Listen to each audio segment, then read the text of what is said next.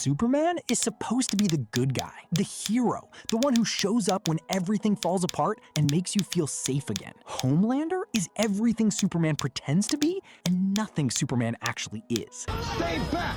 You stay the fuck back or I'll laser you, goddammit! I'll laser every fucking one of you!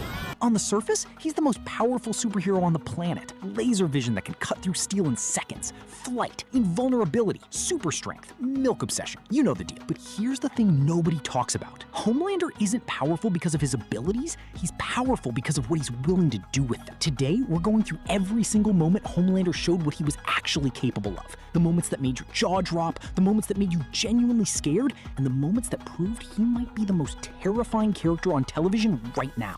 And trust me, by the end of this, you won't be thinking about Superman anymore. Before we get into it, let's establish something important. John, that's his real name, was taken from his mother at birth and raised in a Vought laboratory. No family, no friends, just scientists, tests, and the slow, careful construction of a weapon that looked like a man. Vought gave him a cape, a flag, and a smile. They taught him to perform goodness without ever experiencing it. And for years, it worked. The public loved him. The government needed him, and Homelander knew it. What makes him terrifying isn't the laser vision, it's the psychology underneath it. He's a man who was never told no, a man who craves love so desperately that he'll destroy anyone who threatens to take it away, and a man who has slowly, across 4 seasons, started caring less and less about hiding that. That combination, God-level power, deep psychological damage, and an eroding mask is what makes every moment on this list hit differently. Let's get into it. I can do whatever I want. We need to start here, because this is the moment the show tells you exactly who Homelander is,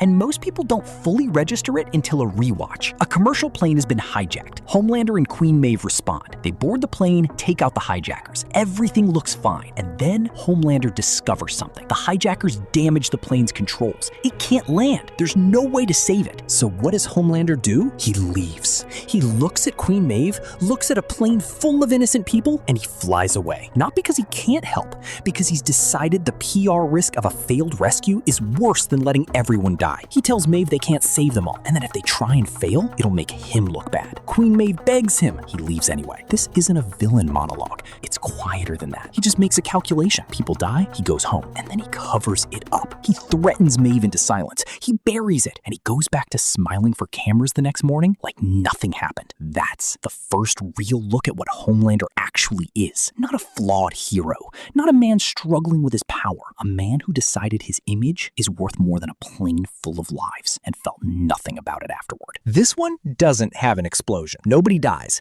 and it might be the scariest scene in the entire first season. Stillwell, Homelander's handler at Vought, the closest thing he has to a mother figure, confronts him about what happened with the plane. She's trying to manage him, control the situation, and Homelander stands there, listens to her, and then quietly tells her the truth. He can do whatever he wants, whenever he wants, and there is nothing she or anyone else can do about it. The way Anthony Starr plays this scene is insane. He's not angry, he's not threatening, he's calm, almost peaceful, like he's sharing something obvious that he's surprised she hasn't figured out yet. This is the moment the show establishes the central terror of Homelander. The leash was always imaginary. He stayed in line because he chose to, and he's starting to wonder why he still bothers. The season 1 finale delivers on everything the rooftop scene promised. Homelander discovers that Stillwell has been manipulating him, that she worked with Butcher, that the person he trusted most, the person he treated as a mother, which is genuinely heartbreaking and terrifying at the same time, lied to him. And so he kills her. But it's not impulsive. That's what gets you. He sits with her. He lets her think she's managing the situation. He feeds her baby. He laser visions Butcher's bomb. And then, almost tenderly, he burns a hole through her forehead. No rage, no breakdown, just a quiet, clinical decision. The power display here isn't the laser vision, it's the control. The fact that Homelander can experience what feels like profound emotional betrayal and still be precise, still be calm. That's what tells you he's evolved past the point where normal emotional leverage works on him. Season 2 is where Homelander starts slipping. The mask starts cracking. shocking. And this scene is the first real sign of what's underneath. After Stormfront's true identity is exposed and his public image takes damage, Homelander goes to a rally. He expects to be cheered. He's used to being cheered. But instead, he gets boos, anger, signs calling him out, and you watch his face cycle through something in about 3 seconds. Shock, hurt, rage, and then something else, something worse. He looks at the crowd and he smiles. Not a performance smile, a real one. Like something just clicked for him. Because what he realizes in that moment is that he doesn't need their approval. He never did. They need him. And there's nothing they can do if he decides to stop pretending to care. It's a short scene, no powers used, but it's one of the most important moments in the show because it's the first time Homelander is genuinely, authentically himself in public. He's not afraid of it. This one is the payoff of everything Season 2's crowd scene set up,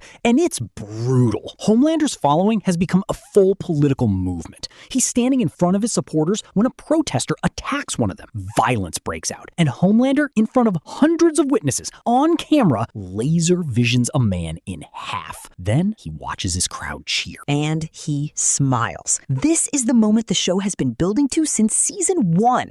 Homelander has finally tested the thing he suspected on that rooftop, that he can do anything, and found out it's true.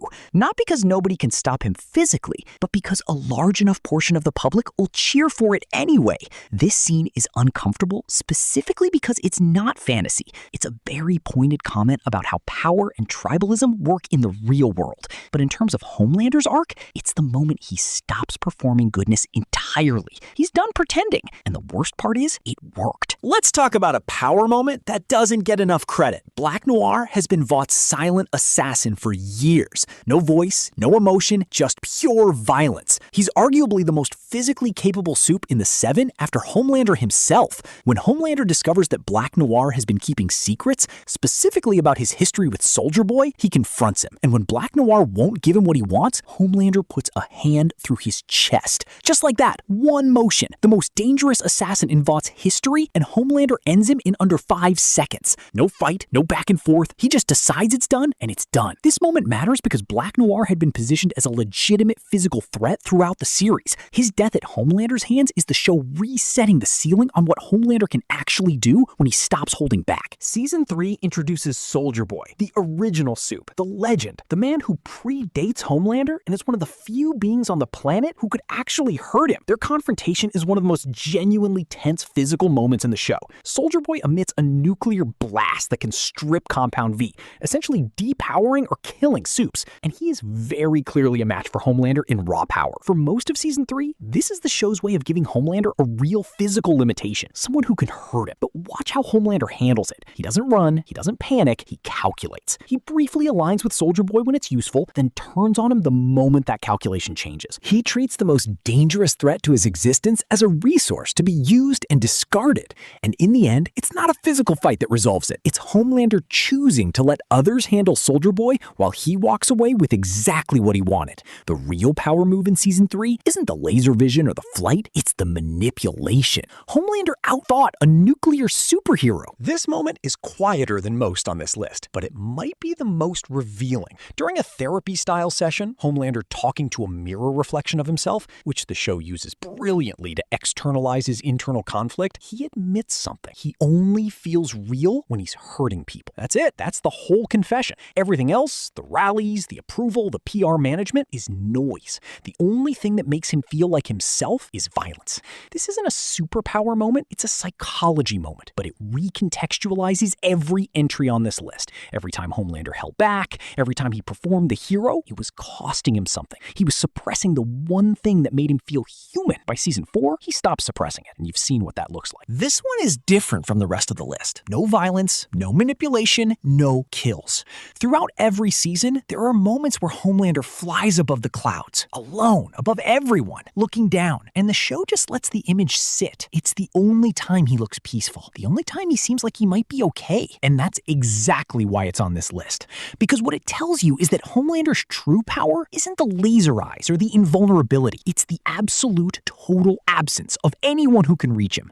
Up there, nobody can hurt him, nobody can disappoint him, nobody can lie to him or use him or fail to love him enough. He is, literally and psychologically, untouchable. That's the most frightening power in the show. Not what he can do to others, but the fact that nothing and nobody can touch him back. By Season 4, Homelander's power has evolved beyond physical. He has political protection. He has a cult following. He has institutional cover. When legal proceedings begin against him, watch how he handles it. Not with violence, not with laser vision, with presence. With the quiet certainty that the system that should hold him accountable is now populated with people who are afraid of him or aligned with him. He doesn't need to destroy the courtroom. He just needs to stand in it and let everyone remember what he is. This is the logical endpoint of everything the show has been building. Homelander didn't just escape accountability, he made accountability itself afraid of him. That's the final form of his power. Not strength, not speed, not heat vision, the world reorganizing itself around the fact that he exists. So here's the question the show keeps asking and never quite answering.